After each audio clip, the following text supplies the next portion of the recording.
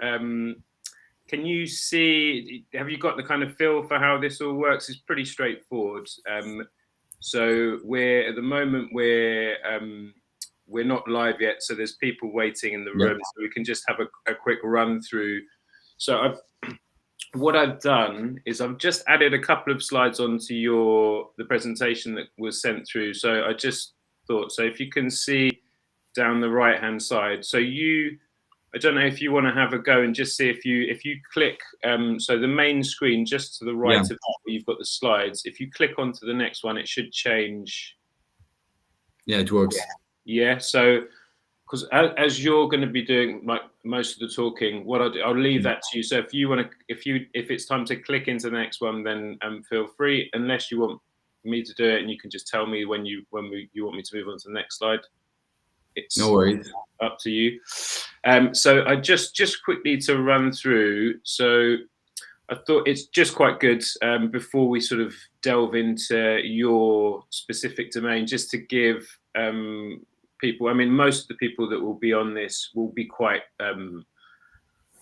clued up when it comes to wine, so they probably would have done lots of courses with us, so we can get quite technical, so you don't need to hold back and kind of and do anything like that. But I think it's always good just to kind of show where we are in Italy, then zoom in, and then maybe sort of as we're doing that, you can talk a little bit about the specific regions. So going from sort of the whole of Italy, where exactly it is, the region, then going into just a specific area, so people can see exactly where the kind of where the region lies on a normal map.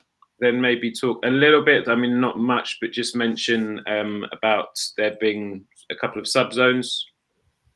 Yeah. So, I mean, from my understanding, so these obviously the Valpolicella Classica and the Valpolicella. Yeah. So maybe if just have a quick sort of run through of those, and then the blend. So just what's allowed within the blends, what most wines consist of, how yours maybe differ if they do. Yeah. So pretty straightforward stuff. And then the rest I've kind of left it in the order that it was sent over. The only thing that I have done is I've just peppered the presentation with some of the slides for the wines, because it tends to work a little bit better because people like to taste through as we're going through the presentation. So I didn't leave them all to the end. So just so we can stop off as we're going and then just talk about the individual wines, if that's okay. Okay, no, it's good. Just to know, the wines were be poured like at the beginning, or?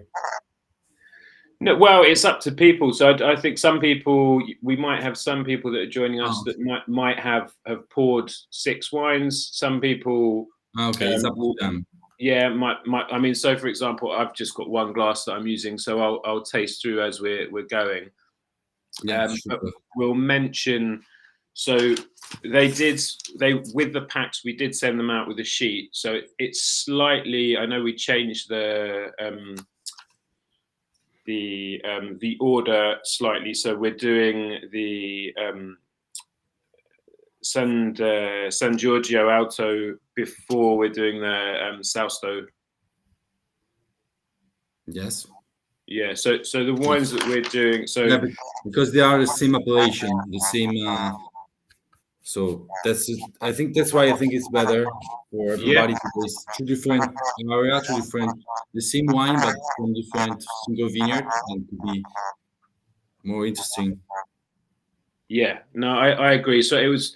I don't know why. I obviously wasn't thinking when I put the tasting sheet together and put Ripasso before. So we'll mention that when we kick off the tasting, and then we'll just tell people that this is the order that we're going to do them in. So they get sent, just so you can see, they get sent like little tasting packs with bottles. So we'll just tell them to swap over the numbers. So they're basically doing 1, 2, 3 as they've got the normal sheet, and then they'll do wine number 5, then wine number 4, then wine number 6. Okay, sounds good. Yeah, if that makes sense. yeah. Cool. So I mean, other than that, it's pretty straightforward. So what? I mean, just so you can see what's what on the slides. So I kind of left it in order. I've just put the first wine relatively early, just so people can start. I mean, they'll probably have poured that already, so they can start tasting it while we're talking. And then I put the second wine in slide 15. So I don't know. I mean, maybe this when we're talking about sort of biodynamic preparations and all that sort of stuff, people can start tasting that wine. And then I put the two, Classico Superiore wines together, because I mean, some people might be interested if they are going to taste side by side. I think they would be interested in tasting those two side by side, and then maybe the Ripasso and the Amarone. Yeah, I agree. That makes sense. They are really different. You can feel it easily, so it's really nice. Yeah, could be interesting. Yeah. Yeah. Cool. Right.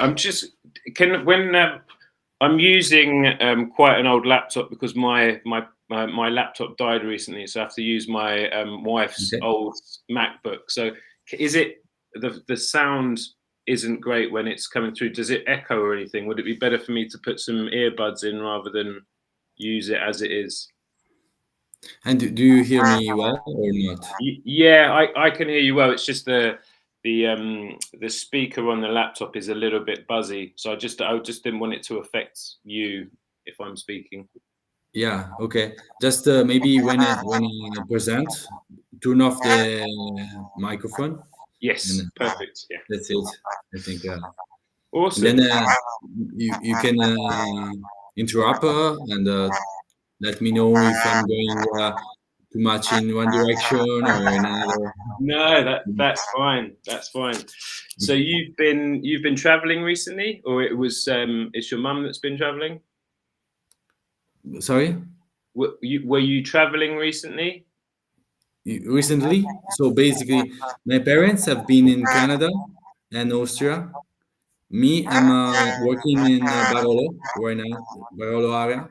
Okay. So Cool. since August, so 4 months, and it's a great opportunity for me to learn and to speak with people. There is a lot to learn. And it's nice. Amazing. Yeah.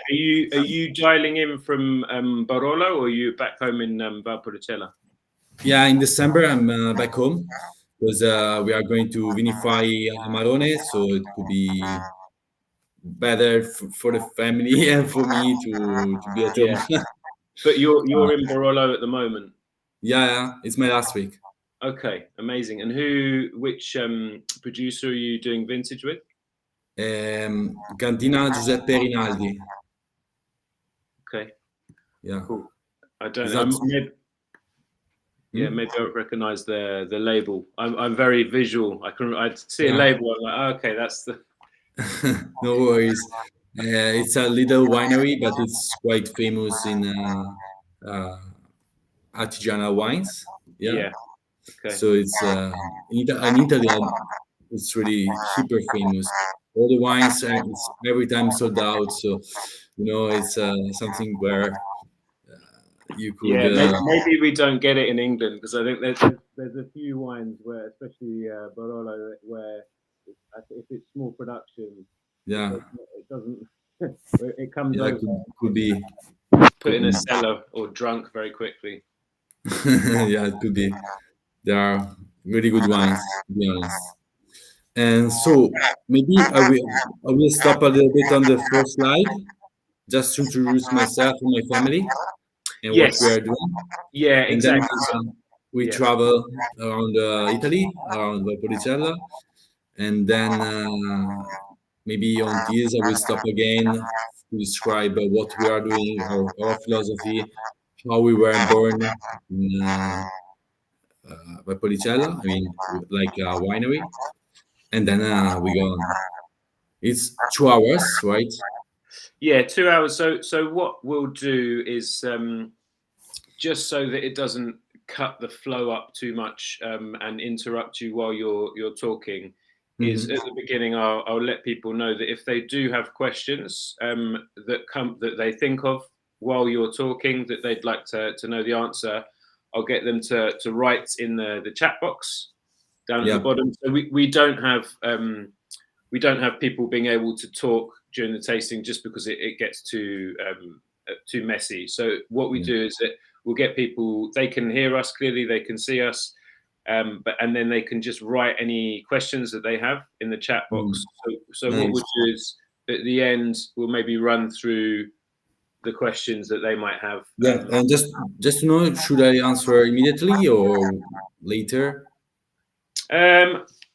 If if you don't worry about concentrating on what people are saying, if there's something that comes up that I think is really worth mentioning while we do it, then what I'll do is I'll kind of I'll cut in quickly and just ask you the question maybe. But generally speaking, I think it's better just to leave that until the end, and then we can sort of pick through them one by one, and answer those.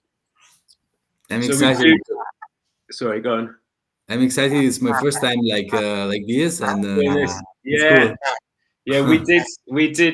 We never used to do it, but we have two schools. One is in Fulham, where we have classrooms. So, for example, we have two classes on there tonight. So we have someone teaching Italian wine scholar course, and then we have someone teaching like another course on Australian and New Zealand wines, and then we do a number of things like this. So I think somebody else is teaching like a WSET course online, and then we're doing this. So we've always been, so the school's been going for about 13, 14 years, but it wasn't until lockdown that we had to start doing tastings like this, because obviously everyone was at home. So we still like to do some tastings like this quite regularly, just because it's great, because it saves you from having to travel to London, and then we can still manage to do it. And I think it's really good for students. How many are how many students here? Yeah, I mean, a lot. So we usually run. I mean, to be honest, I don't do all the back office stuff, but it will be thousands of students in the course of a year. Yeah, I mean, on this call, so what happens with the live ones is you tend to get, some people will sign up, get the kits, but because we record the session, and then they can watch it in their own time. So if, for example, someone who's doing this tasting, but they for whatever reason they can't log on to the live, when it's finished, we send them a recording, and then they can taste along and watch the video in their own time. Okay. It's especially this time of year, it's coming into Christmas. Everyone has their parties and all that sort of stuff. Yeah. I'm not sure exactly how many. I mean, the tasting sold out on online, but I don't know how many people will actually log on live. Yeah. Great. But we shall see. Cool. And are there any specific things maybe that you'd like to cover that are worth discussing quickly before we kick off? No, no secrets, nothing to cover. Just I don't know if I could speak for 2 hours, because I'm not used to speak for 2 hours, but maybe with questions and everything will be easy. So yeah, I mean, to be honest with you, it goes pretty quickly. It doesn't have to be exactly 2 hours. Like we'll finish when we finish, and obviously when you have people asking questions at the end, that can take up like a good 20 minutes or so just to finish off. So don't worry or anything about that. It's really just have have a good conversation, give maybe a bit of more in-depth knowledge, especially I think something that a lot of people would be quite interested in with you guys is obviously the way that you're farming. So the biodynamics, so talking about that, the specific terroir of your particular area and why that's special. And then also things like the technicalities. So really digging into exactly how you're making your Ripasso and Amarone style wines, because it's quite rare. I mean, not many people that I've taught over the years have been to visit and seen these styles of wines actually being made. So it's quite good to try and bring these to life to people, and I'm sure there'll be quite a lot of questions regarding the technical bits of that. Nice. Sounds cool. Good. Right, so we're nearly ready to kick off. I'm just going to grab one more glass. If you bear with me a second, then we'll kick off in a couple of minutes. Okay, super. See you.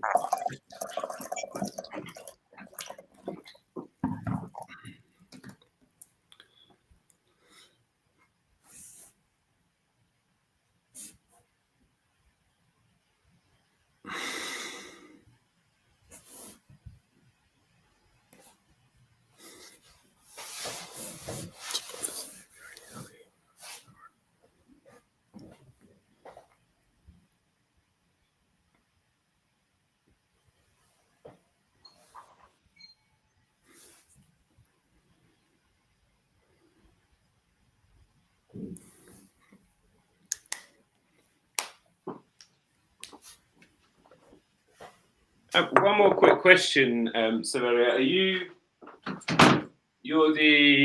the assistant winemaker, or have you completely taken over winemaking? Yeah, I'm taking over winemaking. We have no one like enologist or this kind of. My father has always made the wines, so it's something really into our family. And what I'm doing now is to learn from outside, see different point of views, and it's important because I've studied. Actually, I'm an technician, but I want to learn more. And, in my mind, I have some things to know, to discuss with others winemakers. Yeah, I've worked in France a few years, and now. Amazing. Which we're going to kick off in just a sec. But wait a second.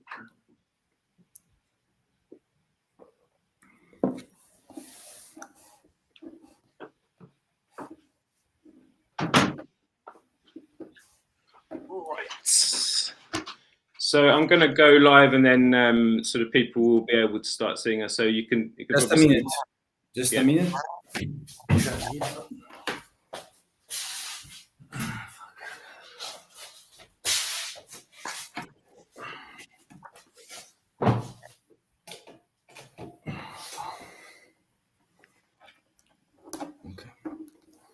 Okay.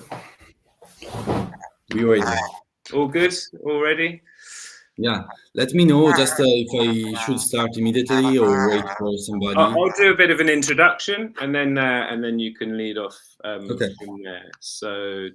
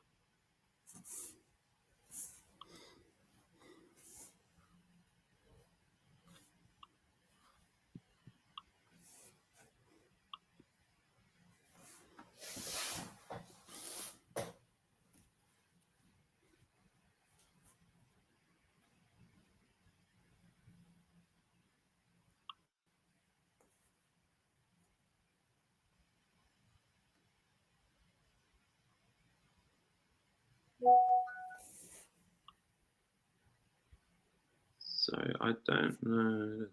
Where is...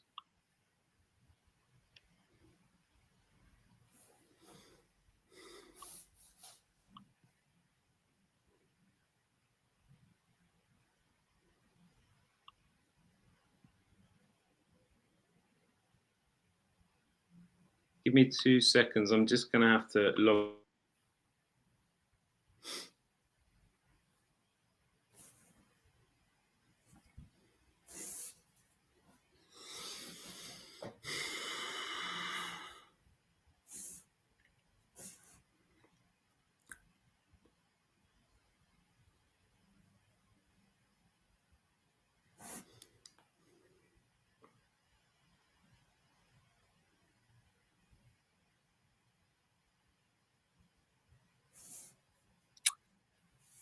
Right, I think we are live now. Can everyone just quickly, to make sure that people can hear us, if you could just type in the chat box. Excellent. Andrew, you can hear us loud and clear?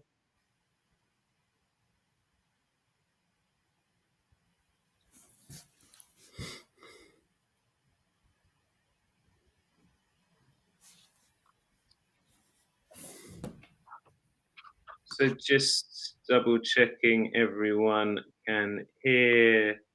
Welcome, welcome.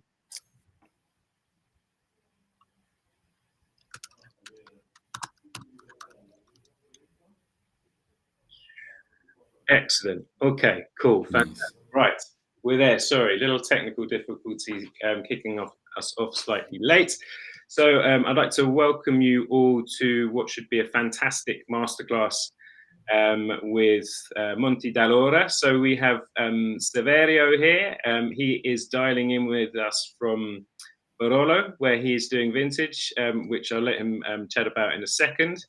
But just a very quick bit of housekeeping, just with regards to the order that we're going to be tasting these wines this evening. So we are slightly changing one of the wines. So the order that we'll be doing it in will be 1, 2, 3, but then 5, then 4, then 6. So just I'll put it in the chat box just so that you can see. So 1, 2, 3, and then 5, 4, 6. So that is going to be the order that we're doing. So the reason we're doing that is because we're going to try the Classico wines together, and then we're going to try the Ripasso style wine, and then we're going to try the Amarone. So there's going to be those two. If you are having multiple glasses, it would be probably quite good if you're tasting wines 3 and 5 together, and then 4 and 6 together, just as a comparison. I hope that all makes sense to everyone. And so to those of you who don't know me, my name is Matty. So I am the wine buyer for the school and organise some of these special events that we do both in person and online. And I'm going to introduce Severio. So Severio is the winemaker at Monte dall'Ora, and it's a fantastic estate. I went to visit a couple of years ago. Really, really beautiful, make fantastic wines. That are some of my favourites of the region. So hopefully we'll taste through and they'll become your favourites of the region. So welcome, Severio. How are you doing? Hi, everybody. I'm Severio. Nice to meet you. Thank you to be connected here and for your time. Today, I'm gonna introduce my winery. To introduce my winery, our philosophy, what we are doing, and my family. I mean, we are a family business in the north of Italy, and my parents founded the winery a few years ago. Now what I'm doing is I'm an enotechnician, and now I'm traveling around Italy, France, and other countries in order to learn as much as I can, to then bring that knowledge to my winery, and to have my own idea of wine, because since I was born, I was born in the field. So what I know mostly is due to my parents, especially my father, that is I think one of the greatest farmers that I've never met. So I'm really lucky, I would like to say. And that's in the photo. That's my winery and my house, just on the top of the hill of Casterotto. That is a little village in the middle of Valpolicella Classica. And as you can see, we have not just vines, but we have cherry trees, we have uh, olive trees, we have others, and we believe in organic and biodynamic. And our purpose is not just to produce wine, but to create like a good environment where we could live, firstly, and then we could express our philosophy. That's what we are doing. Monte dall'Ora. Just quickly, Severio, I think it'd be quite interesting just to talk very quickly before we dig into your region, but Yeah. just a little bit about what how you're finding doing vintage, or what you're learning at the moment in Barolo, because obviously geographically not that far, but very very different Yeah. wines. So maybe just give us a little bit of a hint of kind of how you've been finding doing vintage there. So basically, here, this vintage 2024 was really, really tough. I mean, a lot of rain during the harvest, so was not easy to manage during like to decide when to pick, because maybe some grapes were not still ripe. But I'm lucky because I'm working in a really good winery where the owners are really into the winery, and they are super like really incredible knowledge. And this winery is now the fifth generation.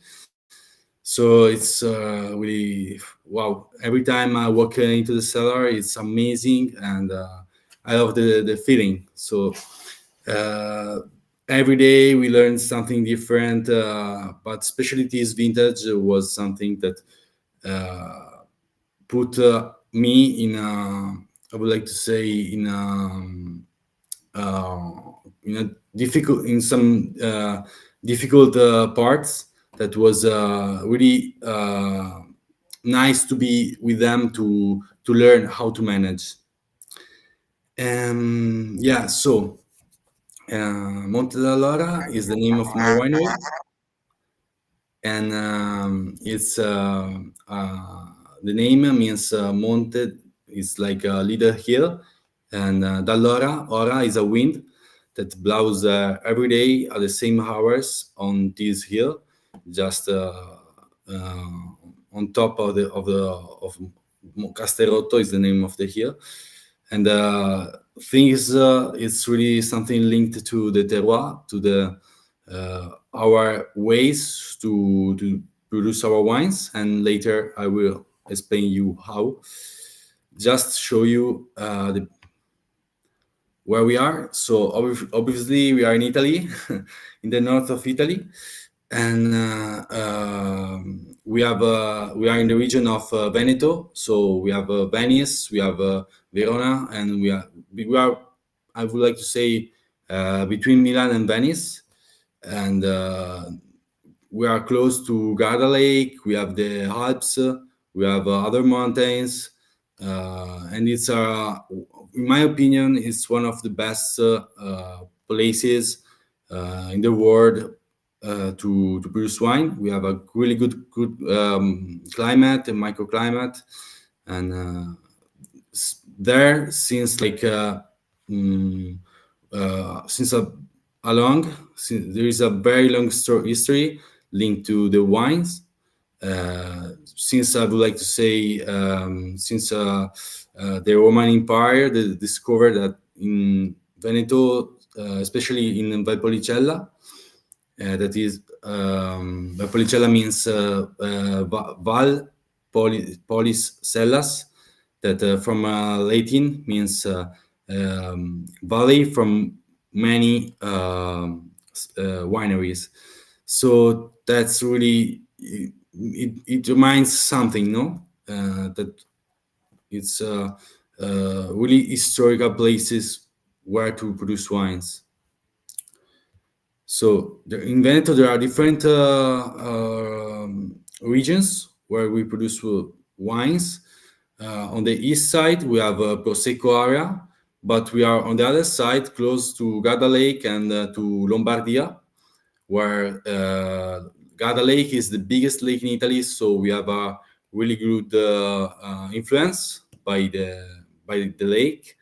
And on the north, we have, as I said, the Alps, because there is there Trentino Alto Adige with the Dolomites, and it repairs us from the cold winds during the year.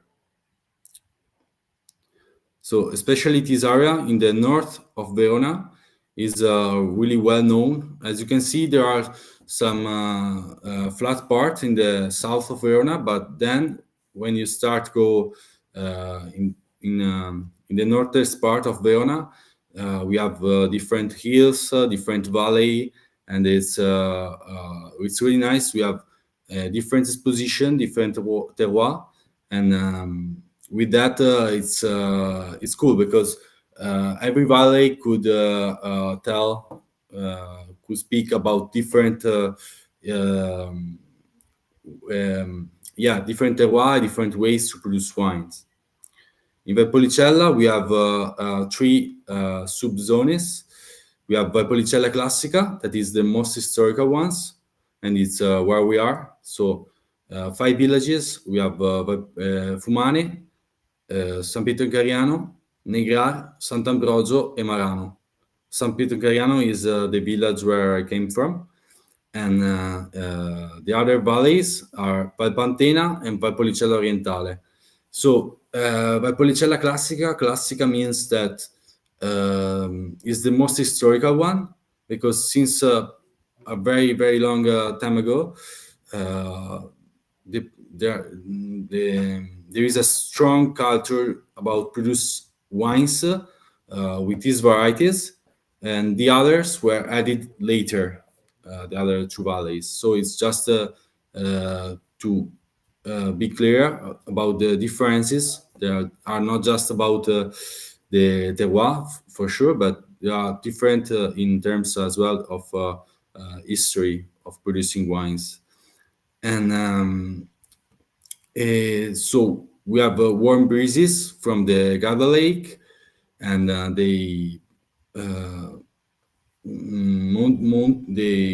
Alps could repair us from the cold, and that's it. Something really, really, really cool, and we feel it. As I said, Monte dall'Ora is on the top of the hill, and it's linked to this wind, L'Ora del Garda, and it's something really, really unique to find in Italy, a place like that. For example, on the other side of Garda Lake, the wines are completely different. They don't produce red wines. In our region, we are specialized in red wines, and it's something really that we care, and we try to do in a very good way. Just a quick question, Saverio. So to the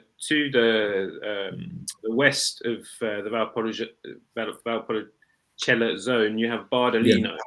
So quite a similar makeup to Valpolicella. So what's the kind of relationship like within these two regions? Is there quite a lot of competition?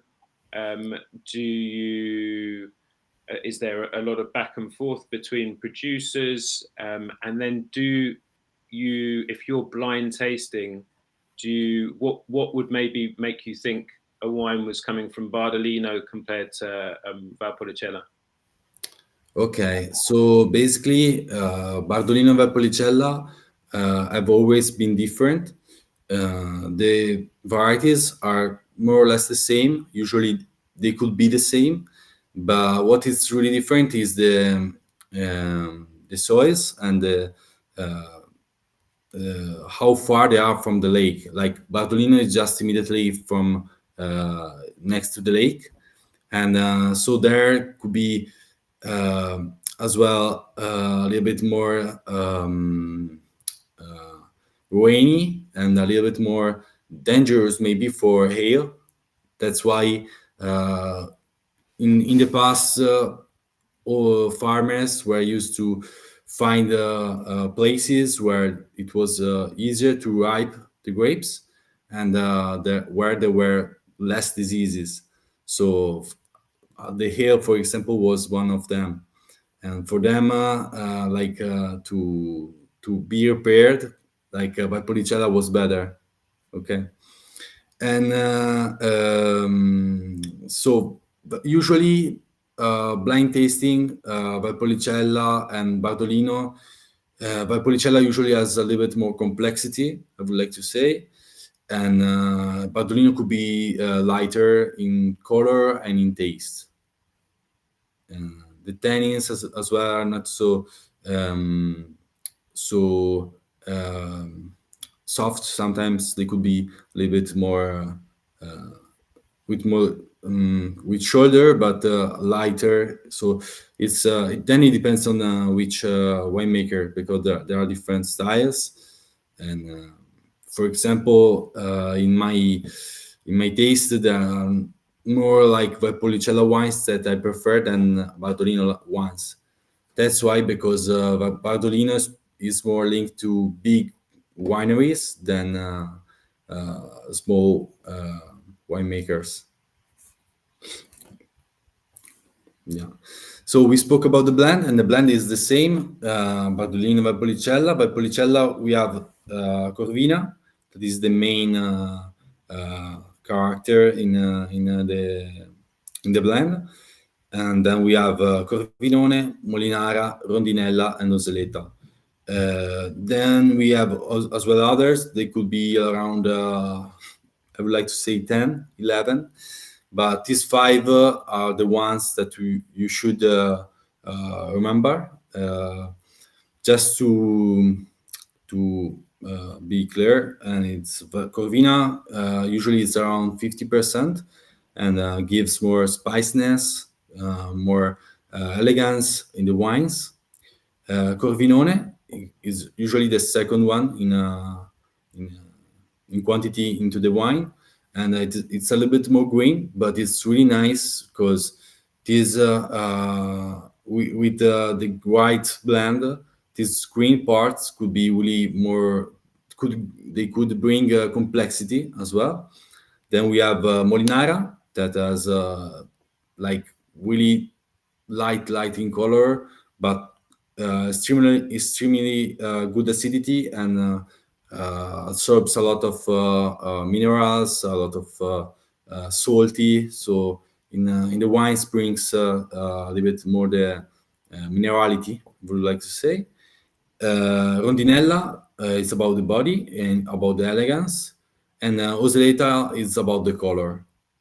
This blend was made because in the past, especially, was not easy to have just a variety. Like in all of Italy, I think, as in Barolo as well, they were used to mix the grapes. So it was not just a Nebbiolo, but maybe it was Nebbiolo, Barbera, Dolcetto together. And they said, okay, it's Nebbiolo, but to have just a variety is something that is really new, for if you compare in a timeline. In Valpolicella, we still do the blend since the fermentation, so they are co-fermented. And for me, we have not so many, but in this blend, there are maybe two varieties that could be great together alone. But I don't know, there is something like deep in history and deep in what my grandparents have done, and there is a reason why it's blended. And I would like to say it's to give complexity and to give elegance to the wines.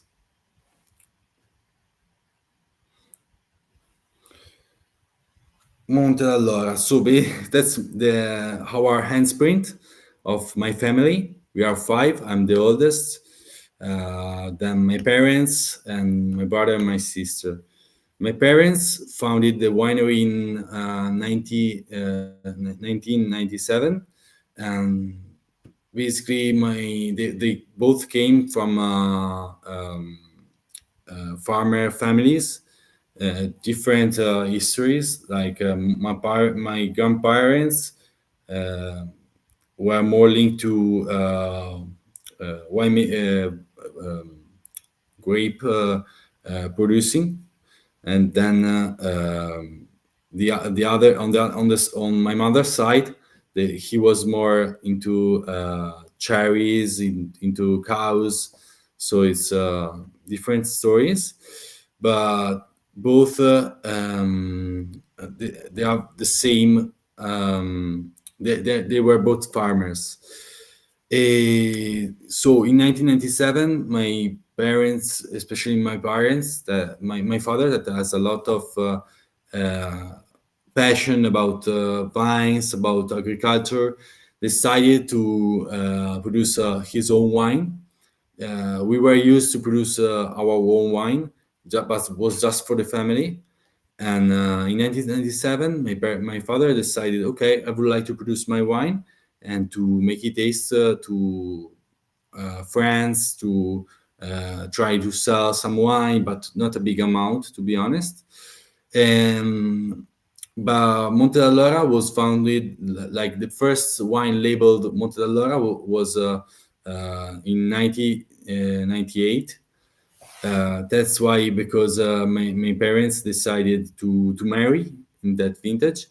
So they were like, okay, we want to produce the wine and to put a good label in, to have a good label on the table during our marriage. So that's why they decided to produce wine. So since And the beginning, how did they meet? How did your parents meet? So uh, at the cherry market.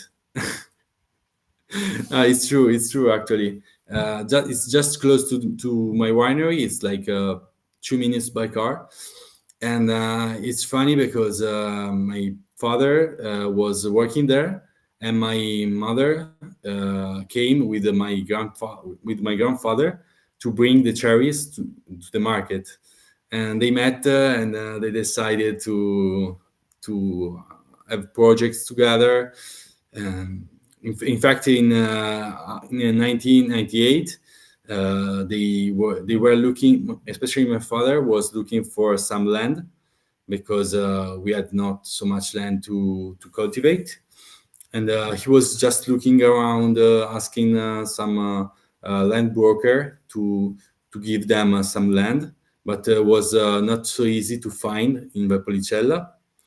And uh, a special day, just he received a call, and he answered, and this guy told him, "Stop what you are doing. Come with me.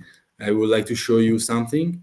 And so he brought my father to this to Casterotto Hill, where there were just a wood. Actually, it was uh, a vineyard, but was completely fallow. So he was, what could we do? And that land broker was, I would like to give to you, because like, he was like, I want to build an house, but I cannot.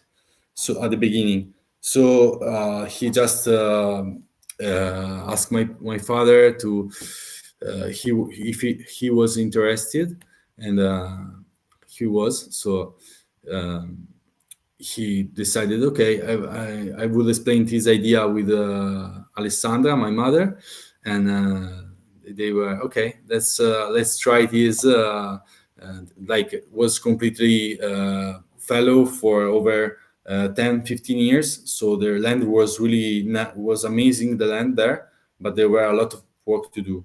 So the two families decided to put some money together to buy the land and to uh, push a little bit at the beginning to prepare the land, to prepare the vineyards, and to build a little winery there. And after some years, we had the grapes, and then we decided to go there as well to live. So now all the family is living in the winery, surrounded by the the, the vineyards. Something that since the beginning was important for my parents was the fact that they were engaged, and then they married. So they were okay. We would like to have a family, to have kids. So how could we manage to produce wines and to grow vines that just around our house with a child? It's not you have to spray. So in Valpolicella at the in 90s was not so common to decide to go in organic and then in biodynamic. So they were okay. Let's try. For us, it's important. It's a big deal because there is almost nobody. We cannot compare with the others, and we are just at the beginning. But at the end, the spirit they put and the passion was more than the rest. So the result was amazing, and now we have 10 hectares in organic and biodynamic. We have as well 2 hectares of woods and 2 hectares of cherries and olive trees, and it's really nice because now we are working since 20 years in organic and 15 years almost in biodynamic, and it's something that you can see, you can feel it when you walk into the vineyards. There is some really good energies we have introduced in our vineyards. Some cows, for example, to manage the grass and to fertilize naturally the soil. And it's something that is unpopular in Valpolicella because Valpolicella now is there are some little wineries, but there are some that are really big in different sizes. It's not about the size, but it's about what you can do, and what we can and we want to do is to have a good environment where we can produce our recognizable wines. Was that coming from from them producing fruits? So were they using organics when they were farming anything else, or where was the kind of drive to move into organic farming? So since the beginning, they on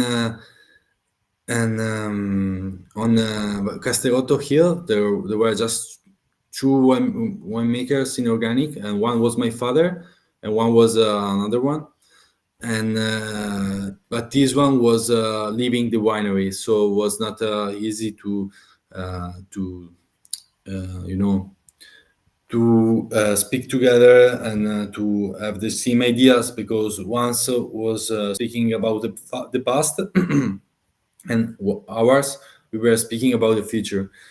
And in organic I mean it's about using the treatments just to put them outside the leaves, not to go inside. So they don't go inside the vines. They don't circulate inside the vines. They don't go inside the grapes. And for my parents was something. Sorry, just quickly, I was going to say, is it possible for just because it's great to be talking about this, but maybe we can just quickly talk about the first wine, and then people can start tasting Sure. while we're talking. So maybe we just quickly jump ahead a slide, and we'll talk about the first wine. If you could maybe just give us a bit of background, sort of the story behind this wine. It's It's a fantastic wine. We sell this at the Streatham Wine House, the bar that we have in Yes. South London. Slightly different because it comes in a litre bottle rather than a 75. So if you could just maybe take us through this wine, and we can start get the tasting going while we're talking about the biodynamics afterwards. Yeah, so I would like just quickly introduce the wine, and it's a wine that is really linked um, to organic and biodynamic as well, because we decided to both on the other side of Casterotto Hill, a little piece of wood where it was like really really bad. There was garbage inside. It was not so well maintained by the people around, and there were the opportunity, and we bought the land, about 2 hectares, and we fix the situation, and we prepare. I would like to say a really good job. The land was not cultivated ever, so it's really rich in nutrients for the vines. And what's really interesting that is we have co-planted like vines and cherry trees, almond, and uh, yeah, other trees to have like was in the past vigna maritata. It means like a marriage between vines and trees. In the past, vines was cultivated like that. So it's just young vines, and we decided to prepare Corvinone and Molinara, and to have a really quickly fermentation of this wine, about a week of maceration and fermentation, to have a wine that is because it's from young vines. We decided to have a wine that is easy to drink, not to extract too much, because young vines, especially on a land that was not cultivated before, the vines they push a lot. So we decided to let's try to calm them down, and the grapes are really amazing, but they are too young to put in a society that is Valpolicella Classico or in Amarone. So we decided um, to create this wine. Vino nato disobbediente. Disobbediente means like transgressive, I would like to say. And the label is linked to a friend of us, an artist that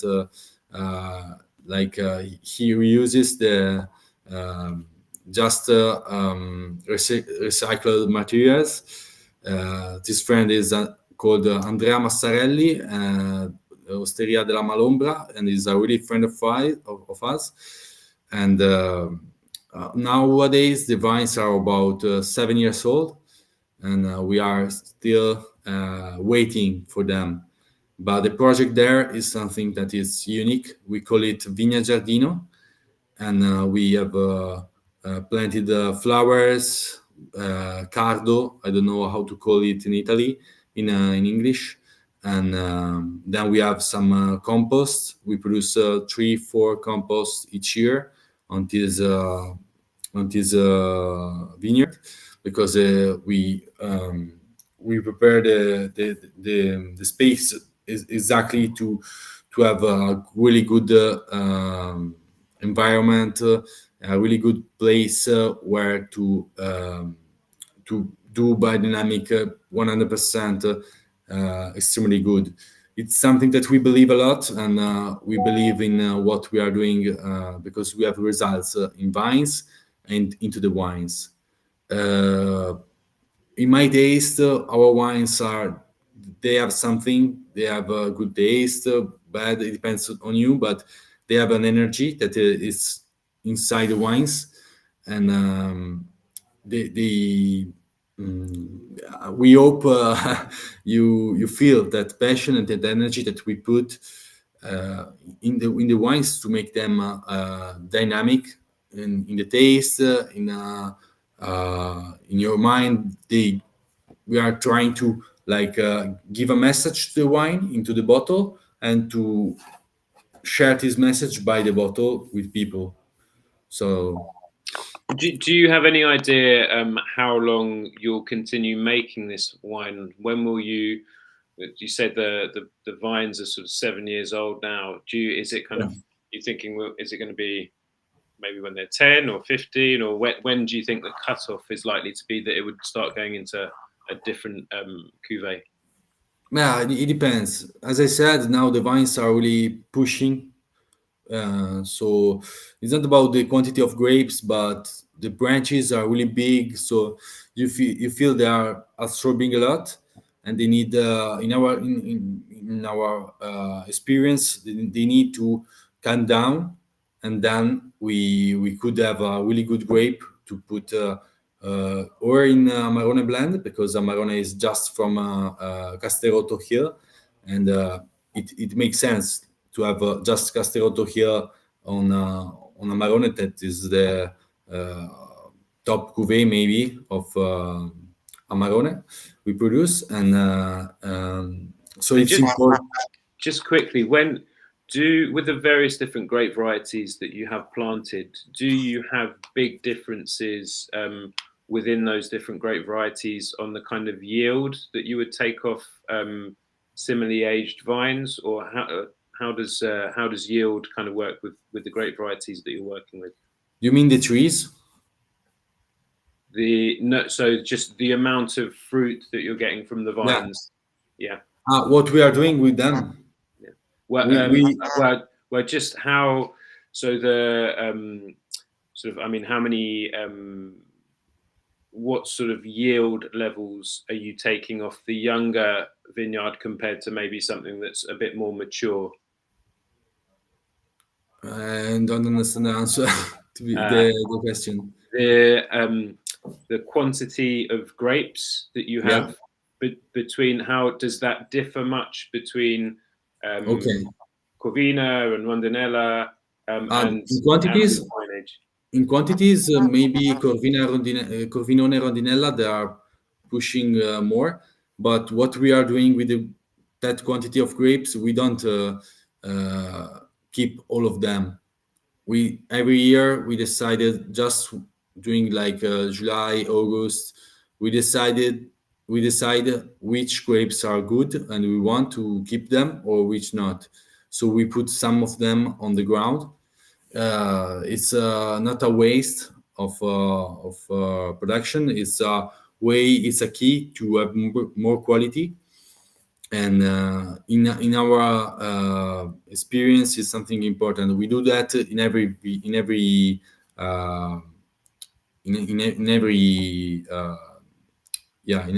vineyard, because our varieties are usually just the old vines. Maybe they like after 40 years they really slow down the production if you teach them how to slow down. Instead of, they will produce a lot. So the more you produce, sometimes the less in terms of taste you have in the wine. So we want something that is representative of the terroir, of the philosophy, and to have that, you have to have taste. I mean, so if a wine tastes good, there is some thoughts in your mind that could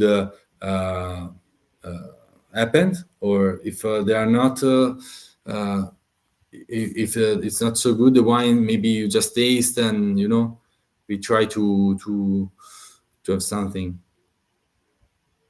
Okay. Cool. And then the next slide. So I think this is a great one just to see how colourful your Yeah. vineyards can be Yeah. during harvest. So do you want to maybe talk to us a little bit about sort of cover crops that you're using and that sort of characteristic? Okay. To be honest, we don't do cover crops. Yeah, you see the pictures, but it's naturally cover cropped, because in the past we have done it, but now we don't do that anymore. in as I said, for example, the picture on the left is um, on Vigna Giardino of Vino Disobbediente, but it's just iris on a side of the vines.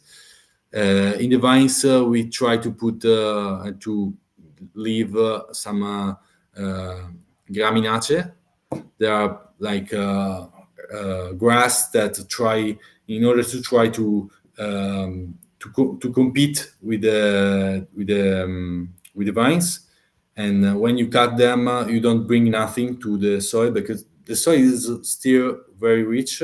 So we don't try to put more energy into the soil. The soil is alive and no cultivated for many years.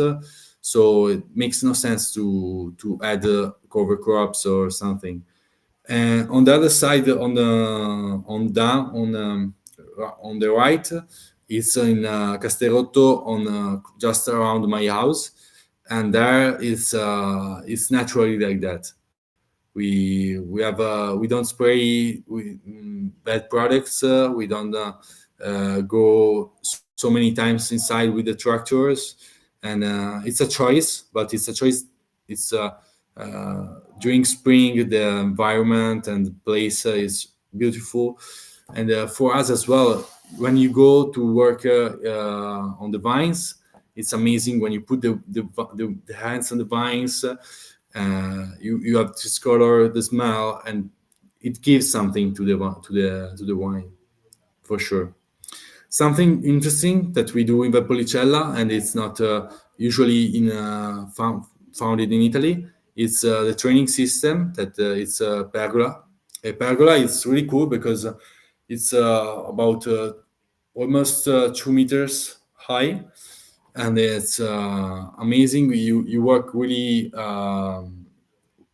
comfortable with your back, and it's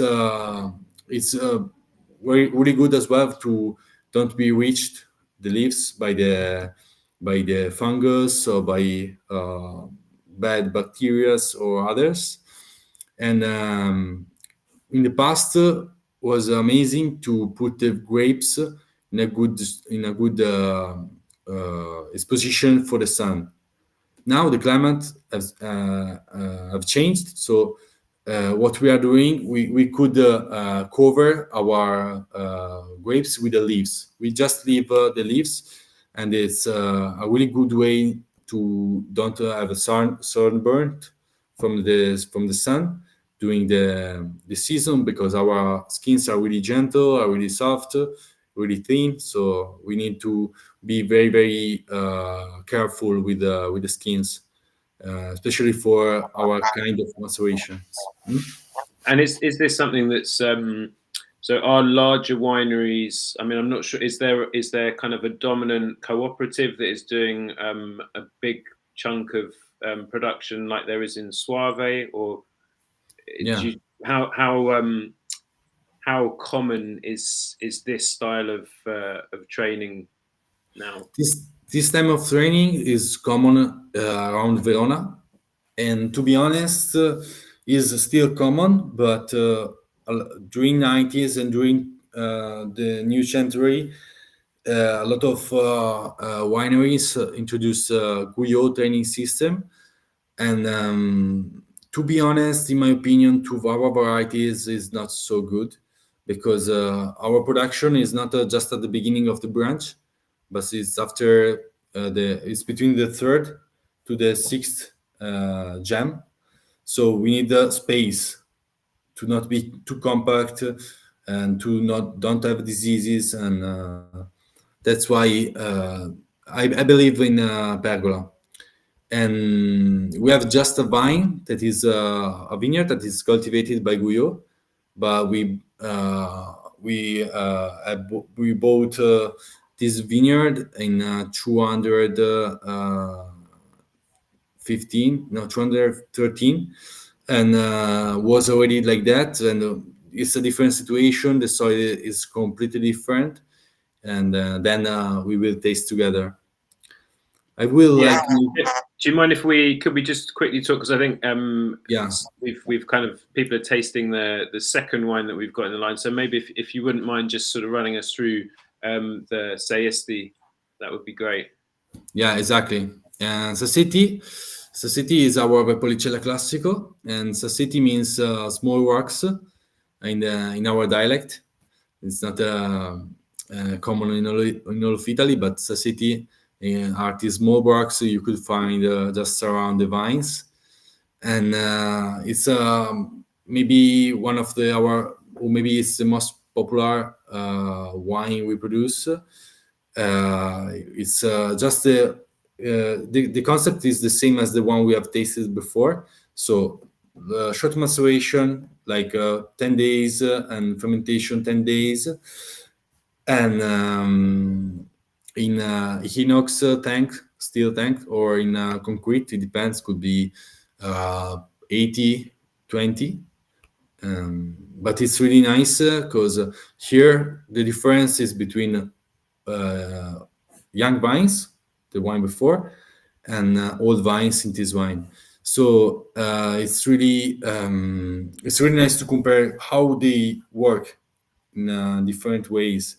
The soil is almost the same, so is calcareous, uh, with really easy to break, yeah, for the vines, for the roots of the vines.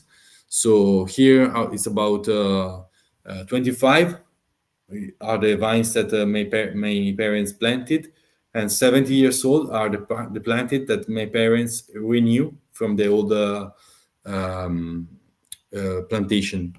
And it's amazing how they behave now. They have this synergy, and the production is low, but it's amazing. The taste of the single grape is amazing, and we believe a lot in this wine. It's like I would like to say our identikit, and in the label you can see there is our logo on the label, our five hands, and it's something that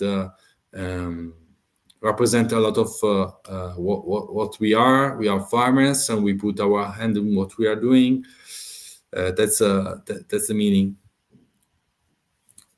So here we have more varieties. We have Corvina, Corvinone, Molinara, Rondinella, and Oseleta. Yeah, I think that's. I don't know. People can put. I think there's been some very nice comments in the chat box, but I think this is definitely a wine that I think of when I think of your winery. As in, it's just very elegant. Has these lovely floral components to it, Yeah, and it's kind of the polar opposite to what a lot of people would think when they think of Valpolicella, when they're kind of thinking of Amarone and these sort of big, powerful wines. It's got such elegance, such lovely acidity, and just a really delicious wine. Do you know how long would you tend to keep this in the cellar? Is it something that you tend to drink relatively quickly, or have you managed to age some of these wines, some of these bottles? yeah. I have some old bottles of this at my place, and so for me, after 2 years is the best. After just when it sell, it's now it's 2023. It's really good, but 1 year more is for me the best moment to drink this wine. We tried to age this wine, but as you can see, it has not so much body. So after it aged well, but after 20 years, it's hard to say that it's still good. It's on this like flying down, but it's like 10 years old bottles are still perfect and amazing. And for me it's a good lesson every time when I open old bottles, because they were made for my father especially, and for my parents when they were more or less my age. So I could try to I don't know, to think what they were thinking. So yeah, it's super important for me. Sorry, I'm taking my mic off. So maybe let's just pop back here. So this is just some lovely shots of your the other fruits that you do. So what else is planted, and what else do you grow, and do you keep any animals? So we saw the slide with the cows. Are those cows that are Yeah. kind of coming in from other farmers that you work with, or what's kind of around your farm that's Okay. non-vine? So basically, since the beginning, we decided to have cherry trees and olive trees. In the past, Valpolicella was more famous maybe for the cherries than for the wines, because cherry from Valpolicella was really really famous around, really delicious. Now the wines are really um, are more famous the wines, so you could just find maybe wine vines, and that's a little bit um, a shame, I would like to say, because this kind of biodiversity that we had in Valpolicella and we are still keep it, it's something that give us complexity. And if the wines are good as they are, is thanks to the trees. It's thanks to the people. It's not just because the vines are good, the grapes are good. It's something that maybe we cannot see that, but the plants they communicate each other from the soil, and we cannot see because we have no eyes to go down in the soil. But it's full of different kind of different fungus that connect the roots from a plant to another plant, and they communicate together. If there is a plant has a problem, the others, if you don't like treat them too much, because if you treat them too much, they know when the the uh, yeah, the disease is coming, they can't respond. But if you teach how to respond, like you for me it's something that it's really important in biodynamic. If you teach them, they could prepare themselves to fight against or to block and to communicate each other. And for example, cherry trees have their own microclimate around, microbiome. So they, for example, maybe there are some yeast or bacteria on the cherries that could be good for the vines as well. And yeah, so we have Do you commercialize any other products? So, I mean, you yeah. probably, I imagine So that you sort of we make stuff for home, but do you do anything that you sell as well? we sell cherries, we sell olive oil, we sell honey from our cherries, and then we sell some meat from the cows.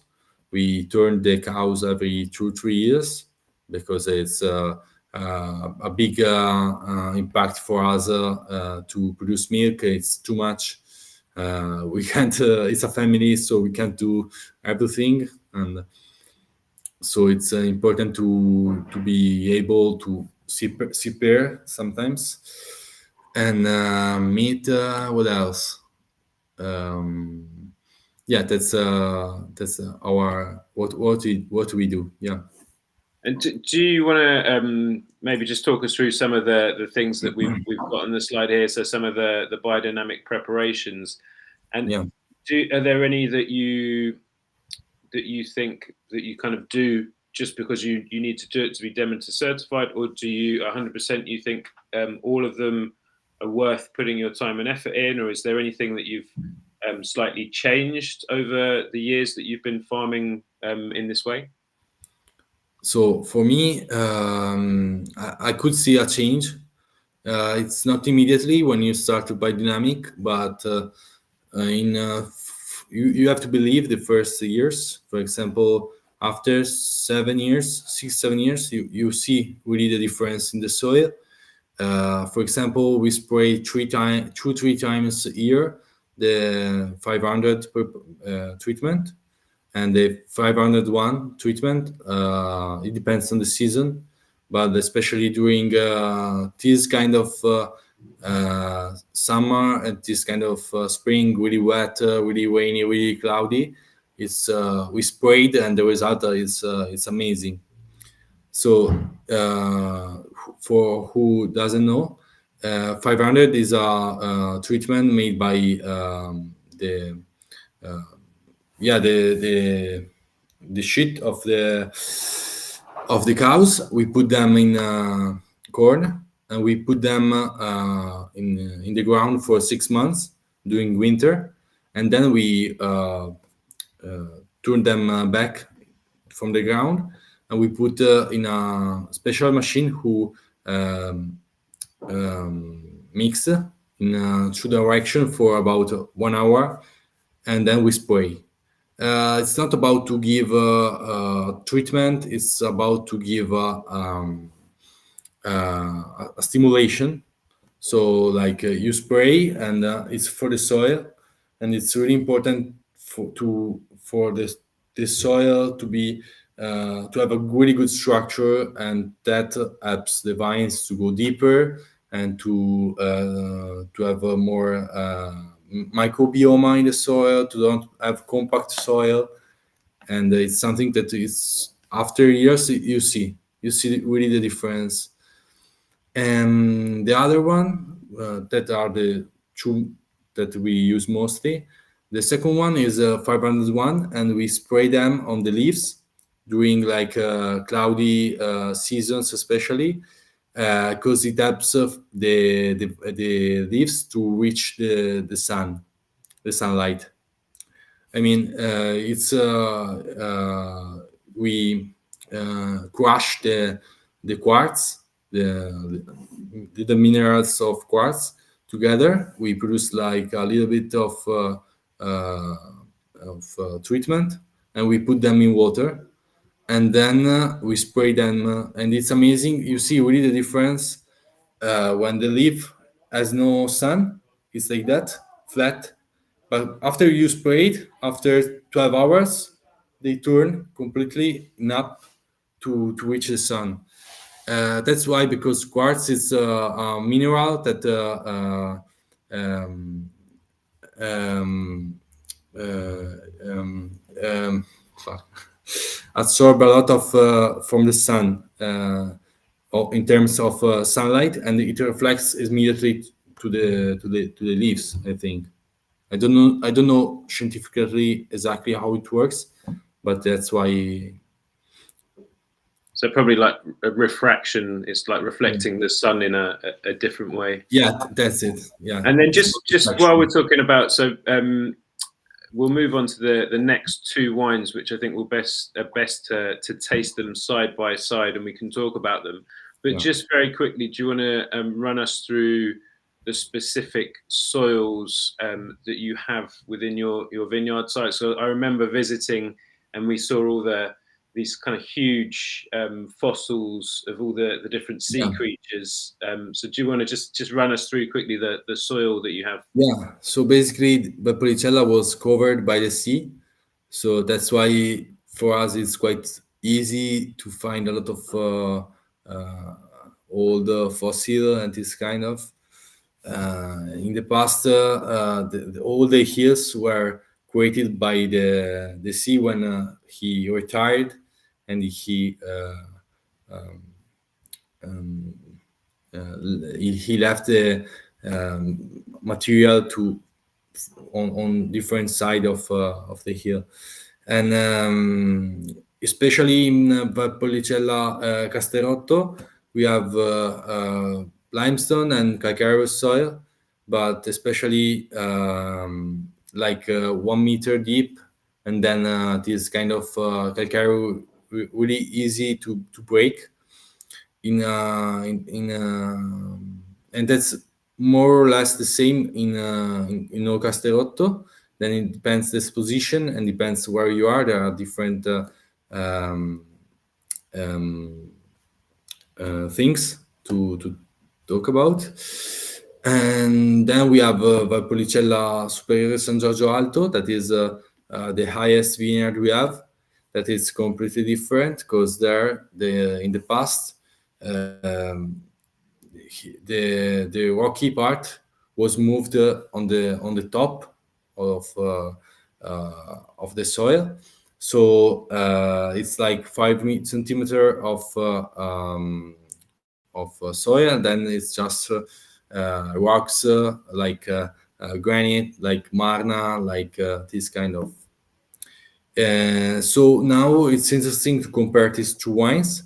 Valpolicella Classico Superiore, we have two Superiore, two different single vineyard wines. It's something that is popular to find in Valpolicella, because usually we harvest firstly the grapes for Amarone, and then we second harvest we harvest the grapes for other wines. But in Camporenzo and in San Giorgio Alto, we decided that to have the best expression of the of Valpolicella Superiore, we should do 100% of the grapes for that wine. So Camporenzo is about 150, 200 meter hill, and it's in the middle of San Pietro in Cariano. It's about 5 minutes by car from Casterotto, and it's always have been cultivated in organic and biodynamic by us. In the past, there was just grass, and the name of Camporenzo is linked to the previous owner that was a farmer. So in the field, there were just grass and animals that were used to eat there. So try to imagine how much vitality the soil could have, and it's something that it's really, really, really nice to have this this situation. Corvinone here, I love how he behaved, especially the green pepper, green part is really nice, and it's a wine that it's really elegant. The tannins are really soft and rounded, but at the same time you have still a good salty part a little bit, so a good acidity. Just fresh grapes, so no drying the grapes, so this kind of, it's just fresh grapes. And the second wine is San Giorgio Alto. So the second cru we have, it's more or less 500 meters, and it's as I said, completely different terroir. Is a wine that is strongly linked to the label as well. It has this red kite on the top right.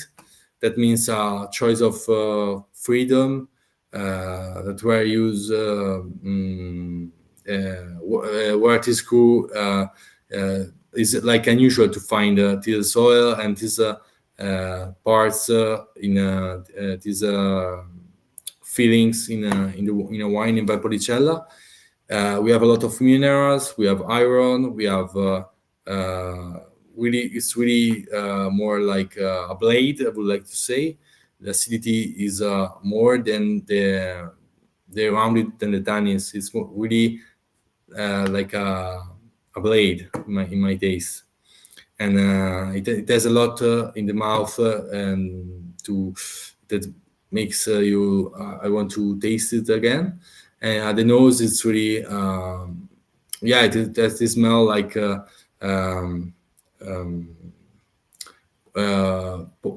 polvere, and this kind of sensations.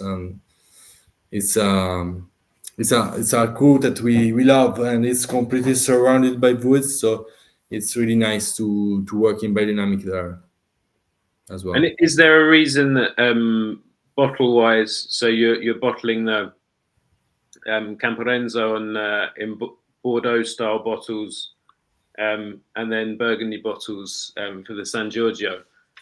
Is there? It's just to represent the difference, to give the idea that there are two different wines from two different crew. The idea is the same. Then it's about 2 weeks of maceration and fermentation, and then we put in oak for just big barrels for 9 months, 1 year. The first one, and San Giorgio Alto for almost 2 years, and then 2 years in bottle. So it's a choice, and usually you could sell the Valpolicella Superiore after 9 months or 1 year. We wait more because we want our wines to be more balanced and to be on top for the customers when they open a bottle and they want to share. They don't have to wait. That's the meaning. Yeah.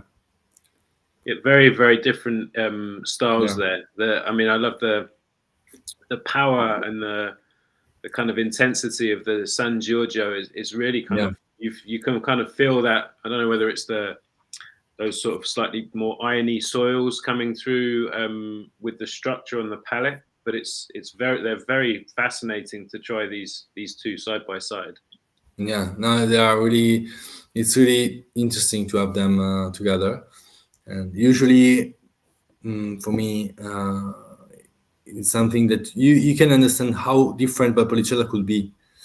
In There are 10 minutes by car in far away each other. And what's the aging arc of these two wines? Because I can imagine it can be really quite different given the structure on the palate. So the aging potential is different. San Giorgio Alto, we have not so much experience because the first vintages was 2015. We bought there in 2013. So the first vintage is, I mean, there's not like a big history where we could drink. And in Camporenzo, it's one of the most it's one of the wine with the most aging potential we produce. I think we had some vertical tasting with some journalists and some important people, and since the beginning they are all amazing wines, completely different. They could change sometimes. They have something that reminds me like when there was a wine was insane 2008 something like that. Yeah, it reminds me when I was playing like football in just in front of my house, and I smelled all the flavors around. It seems like to be there. It was insane, really.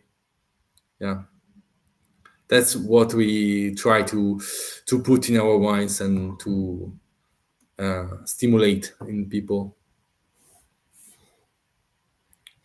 Yeah. Cool. So should we maybe move on? I mean, fascinating, and I'd be interested to hear who maybe if anyone had a preference between those two.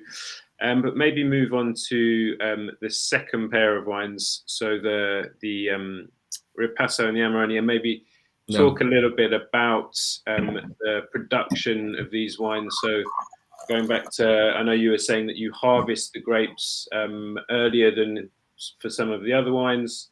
If there's any maybe differences in farming, how you would treat the vines before harvest, just run through sort of from start to finish what these sort of two wine styles involve.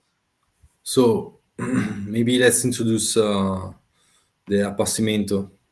Could be interesting to understand that. Or this here you can see what we do. We put the grapes in wooden boxes. So What is really important for us in production of this kind of wines is still important. The focus is on the vines. So we try just to select the best vineyards, just the oldest one, where we know that they have worked well.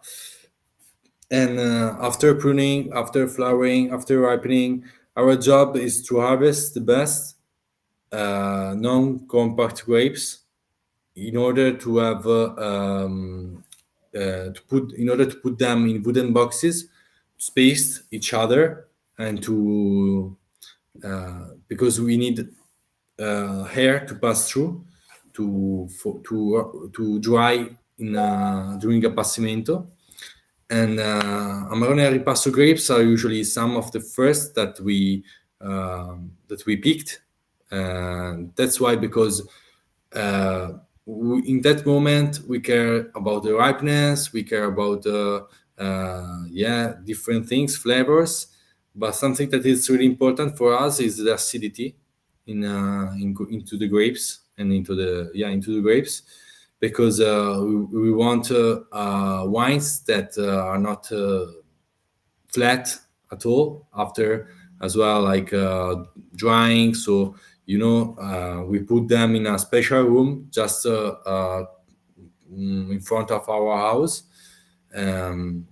It's on the top, and it's natural winded. As I said, there is this wind, Ora del Garda, that blows every day. So every day we check, we take care of the grapes. After the harvest, we put them all the boxes, and we check every day. We open and we close the window in order of it depends on the weather outside. And it's more important, as I said, the acidity, because sugar could be concentrated by the drying of the grapes. So we don't want to produce like wines that are too we don't want to reach like high level in sugar by drying the grapes. So it's not a big deal to anticipate just a few days than the others. We want a Amarone and Ripasso with a low quantities in sugar residual, or not high alcohol. That's why we choose this way. And it's something that my parents have always done since the beginning, because the wines that my grandparents produced at home, they were similar to the wines in Valpolicella in 60s, in 70s. In 90s, it happened something with, maybe Robert Parker, maybe the New Oak, maybe the big concentrations. So mostly of Valpolicella moved to this way, but was not something that was linked to our area, to our wines. We were just producing this wine, actually not so so dark in color. Drying the grapes was done to which ripeness, to which sugar, because in the past it was not so easy to ripe well the grapes. They didn't know very well, and they sprayed more. I don't know. And since 90s, my parents were, but they were. We want something that represent us, represent our history in the region, in the valley. So that's why our philosophy was structured around this idea. And what were the first vintages that you started making these styles of wine? So when did you first... When we bought here at Monte dall'Ora. When we bought, my parents started with Amarone, and Uh, so after the drying, um, we just check, as I said, and we crushed the grapes. We crushed the grapes in the past was around January. Now could be around the end of November or around December. I would like to say. For example, me next week I'm coming back home to process the Amarone grapes, and we just destemmed, and all the fermentation are spontaneous, so we don't add nothing to the process. When the grapes concentrate, we think that they concentrate as well the proportions in yeast on the skins that the liquid inside the grapes. So the liquid inside the grapes evaporate, but the yeasts are just on the skins of the berries. So in proportion they concentrate. So and there is a little bit of selection already in doing the a natural selection of yeast during the appassimento, during the drying. So it's when you have the fermentation, something happened because usually 3 4 days nothing, because it's winter, it's cold outside, the grapes are cold. During after some days, they started fermenting slowly, slowly. It's about 40 days of maceration and fermentation. In we had done it in wooden opened barrels. Now we are doing it in concrete tanks. It's really the result is really really nice. There are more not there are more less concentrate as well than they could be. So we just spontaneous fermentation, nothing uh, special. Like say, we just follow what's inside. We take care, like every day we check, temperatures with the bubbles and the gas, and then we put them during February in big barrels, 25 hectoliters for 4 years, and and then 4 or 5 years in bottle before selling. That's why, because we think that it's a wine that uh, need time to be relaxed and to express as better as it can. And then just rolling through. So if we sort of we'll go back to the sourdough. So this is coming. Is this coming from a specific plot that you're looking to just use the fruit for some reason for a ripasso style? And what dictates that you want to use that site? So basically, ripasso, we choose, yeah, exactly, a part of the vineyard, and it depends on the vintage, because when we decided to produce recioto, we also produce ripasso. When we don't produce recioto, we don't produce ripasso, because the second fermentation, the second leader fermentation, is on the skins of ripasso, of recioto. Sorry, recioto is the sweet wine we produce, and it's I would like to say the father of Amarone. So it's the sweet version of Amarone, and so when it's not selected, we put it in Valpolicella Classico, and when we select it, we just produce a Valpolicella Classico, a kind of Valpolicella Classico, maybe a little bit longer maceration, and then we have a second leader fermentation, very short. I would like to say 4 5 days, not too much. We don't like strong extractions. We don't like heavy notes. We don't like drying notes at all, too much in our wines. So we try to be as delicate as we can, and to have elegance, to have good acidity, and to have a good feeling in the mouth. Yeah.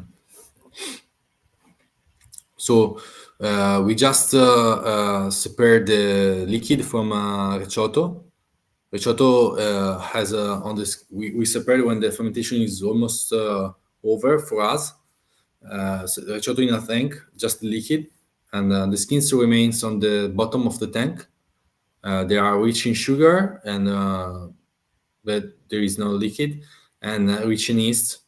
So we put some new fresh um, wine, and the fermentation will start a little bit for around 1.5 alcohol more, and then it has more. It gives more like body in the mouth, complexity, and that's And what level of alcohol are you looking for in the Ripasso? around 14.5, and for Amarone 15.5, 16 maximum. Yeah, it's something that we try to manage. It's going to be harder. It's going to be a challenge for me because seasons are getting warmer. Not just It's not just about summer that is getting warmer, uh, as well like autumn is getting warmer. So when we dry the grapes, could be when it's really warm during autumn, they dry faster, but we want to dry them slowly. So it's something important is the difference between day and night. So we have to check many things. Actually, it seems easy. It's not easy at all. And is that something where you might even consider building like some climate controlled storage places? So that I mean, I know that's probably going against everything that you're kind of doing with No, everything else around there. But I mean, if this is the thing, right? So if the climate is just not going to allow you to make it, you either kind of have to change the way you're doing it or stop making it. no. To be honest, could be a solution, but we don't have the experience, and what we have seen from around the people that do that, the result is really far away from what we want. Maybe you could have the on the paper the good numbers that you want, the good alcohol degree, the good acidity. You have the good machines. Everything is perfect, but something is missing, and into the wines. So that's why we don't still. But could be a solution. We don't know. We will see in the future. It's hard to say right now. In my mind, to be honest, I would like to be as traditional as I can, with working more in the vines than working in the cellar. And does it form? Because obviously, in markets like the States, in America, Amarone is a hugely popular style of wine. Production wise, how much of your production is going to be the Ripasso or the Amarone compared to the other wines that you're making? Amarone could be we do around 5,000, almost 5,000 bottles. Amarone could be in a very very good vintage, 10%, 8%. Yeah. So it's not not from we decided not from every vineyard. So we decided to like for Camporenzo and San Giorgio. Okay, so Camporenzo San Giorgio is something from the others. From Casterotto here, we produce Amarone Stroppa. Yeah. Cool. And what's the reason behind the names of these two wines? So the So Stroppa. Sausto, the name of Ripasso, is linked to the andare a usta. It means from Italian. It means like follow your instinct, and it's a way to say like that's something that was inside us, and um, second fermentation is something unpopular in around the world. Let's try to do that like was in the past, following what our grandparents teach us.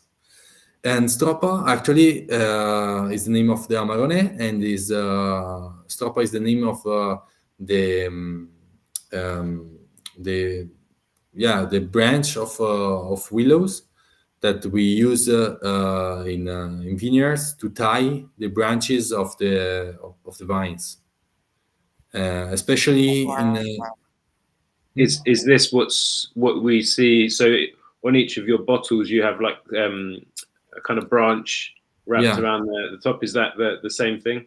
Yeah, exactly. It's the same thing. And it's really traditional, but it's not just aesthetic. It's something like, for example, in vines, for us, it's super important because it's never. It's our as I said, my vines are very windy. So when there is a really windy day, could be they if we tie with plastic things, they could be broken. So that's why we still do that, and they works. And it's just about learning how to do it, and and then to do it on the bottles, it's easier. Cool. And so, I mean, I'm a huge fan of your Amarone because I just think it still manages to have some freshness behind it. And it's, I mean, a lot of Amarone I can fight. They can maybe the volatile acidity is a little bit too high, and they kind of seem a little bit out of balance. But yours always seems to be just sort of big but soft and very sort of well Yeah. balanced overall. Do you, and I know it's obviously held back with we're trying the 2015, which is the current vintage on the market here. How do Yeah. you feel these wines age? Do you like to have them as they are when they're released, or do you like to age them a little bit longer? I think 10 years could be a good point, but there are wines that could decade that they could aged for decades. Thanks for the alcohol for sure, but as well for the body and for the acidity as well. Here is amazing. I love this wine. For me, it's really one of the best. For me, it's my Amarone, my what I want for from a bottle of Amarone. And when I was it's 2015, and I was 14, and I was helping my father, and it's nice to see the result now. My little amount of efforts. Um, Now, what I like really from this wine is the freshness, as you said, the good acidity, and I love the fruitness as well. Usually, when you taste Amarone, they are cooked sensation of fruits.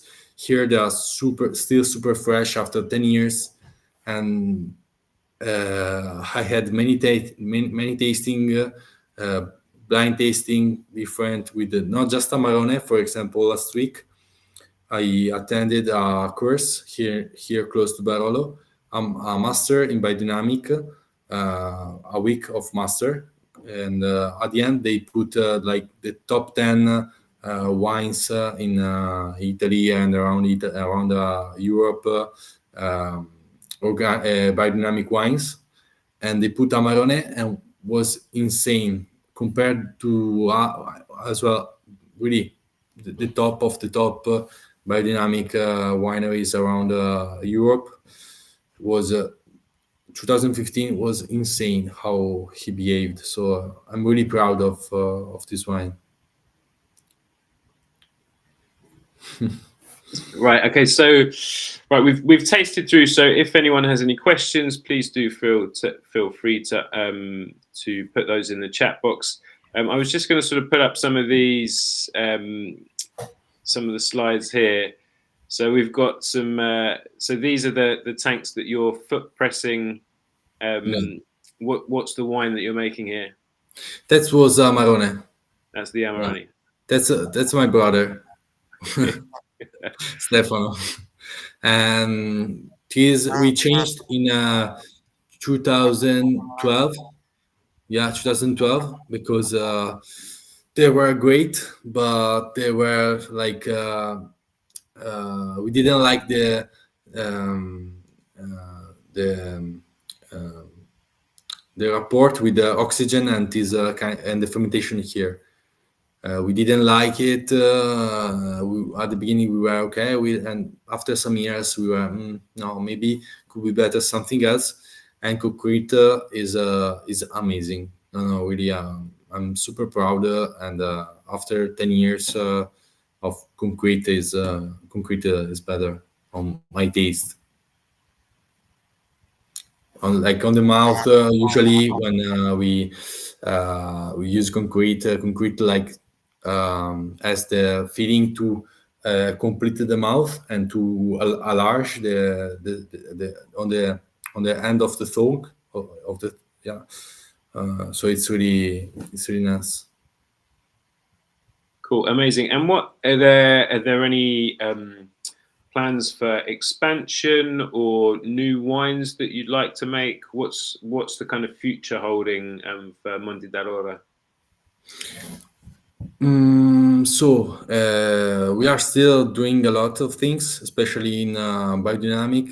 I invite you to everybody here to come to my place, because we have a lot of things that we are doing. We are trying projects, and it's like my mother like to said, it's a dream, and it's still we are still dreaming. And what is nice is that I could be the future, and it's what I want to do in my life is producing my own wine. So I don't want to produce another wine for the moment or another things.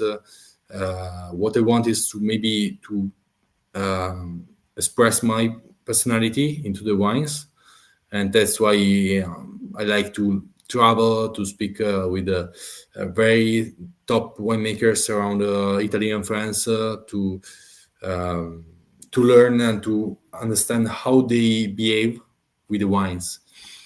And what I would like to do more is more cherries, more cows, and more olive oil. Yeah, could be.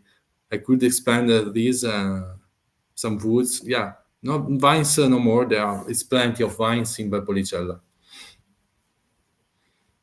Cool, amazing. And then what do you think are the biggest sort of challenges? So we've already spoken about it being maybe a bit harder to produce particular styles of wine because of differences or changes in climate. What Mhm. are you seeing sort of in the last 5 or 6 years? More extreme weather events, or is there anything that's sort of really worrying, or you're kind of looking at various different ways of dealing with these any new problems coming from climate change? Yeah, so some fungus are becoming more uh, dangerous, more stronger, and so it's not easy. There are some problems with the mildew that some years could be really hard to manage and to be, by dynamic and organic. You have not the all the amount of weapons to fight against them. So you have to be very sensitive with the vines. And what else? Yes, ESCA is something really uh, dangerous. It's increasing, and for me, I'm really. Uh, it's not scary. Yeah, it's scaring because we are losing like old vines, and it's already it's a pity, to to lose old vines, very good balanced vines, but it's life, and we still we try to prepare like to plant first the American vines, and then to produce, to have the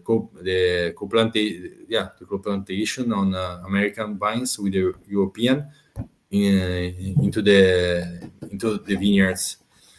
That could help to have a strongest roots system, and to go deeper, to find maybe more knowledge deeper. I don't know. My challenge, what I would like to do, is to change Valpolicella in certain ways. We are doing our best to express us as a Monte dall'Ora, and we have reached really an incredible point where all the wines are recognized for the quality around the world. We sell all around the world, so we have not such a big amount of bottle, and we have to split to different places, all the countries, and so it's really nice that. But we don't want that Valpolicella area lose the identity, no? Because it cannot be fashionable, like a day you do like oak concentration, and the day after you do another style. Let's find what we are. We know what we are because there are bottles from 60s, 70s. We have still our grandparents. So let's speak with our grandparents, and let's find something that's suitable for us. Amazing. And then finally, just because I'm sure it's maybe coming up to dinner time. I don't know if you've eaten or not, but what traditionally, what would you drink the various wines with, food wise, and are there any sort of pairings that you've had from traveling or having your wines at various restaurants that you've thought have really, really worked with the different cuvées? It's hard to say because they like wine. My wines with everything to it together. We have to focus maybe on a specific wine because what's really nice, what's really powerful from Valpolicella, that all our wines could be different. So we have Valpolicella Classico, Vino Disobbediente, maybe Apero, maybe before eating, like could be let's open a sassetti, let's enjoy a bottle, and then could be the others, maybe more like with I don't know, pasta, a very good pasta with meat, with or vegetables as well, with San Giorgio and Camporenzo, and then Ripasso and Amarone. Maybe they need something more important on the plate, and then like cheese and this kind of we love it in Italy, our good cheese. Cool, amazing. Yeah, fantastic. Thanks for taking us through. I mean, I think we've kind of covered most of the slides. Maybe we've not come to this one. So this is down in your cellars. Yeah, and this is sorry, go. This is a riserva. Is a cave in our cellar. We put all the bottles that make us feeling something special. Very good vintages, yes, but especially wines that remember us, like my birthday, the vintage where I was born. The same for my brothers. The day of the marriage from my parents. They married and these kind of things. So it's for us, for friends, and for parties. Cool, amazing. All right, Severio, thank you so much. That's been great to have a chat with you and learn more about the region and the wines that you're making there. And I know I look forward to the next time and come and visit you guys again. Is there a good time of year? I mean, obviously outside of harvest, but when is a really lovely time to come and visit you in the year? November or in spring. It could be spring. I suggest spring because in spring we have the cherries in flowers that are incredible. Cherry trees in flowers are just incredible. And in May, in June we have the cherries. That's you could come in that period. Could be amazing for you, and for us it's good. But if you want to have an harvest with us, just we are looking for somebody. Right, yeah, I mean, it looks easier than some places. Nice, nice. With the height of the vines. Yeah. Cool, fantastic. All right, so I think we'll leave it there if there's no further questions from anyone. I'd just like to thank you for taking some time out. I'm sure, sort of as you're in Barolo, you're probably tired from working in a little bit. Yeah, a little bit. Wicked. Cool, amazing. Thanks. Thank you so much, and thank you everyone for joining us. Thank you. Hope for somebody to be clear. If you have questions, just send an email or just contact us. Yeah, fantastic, awesome. Thank you so much, and have a good evening. Ciao. Grazie.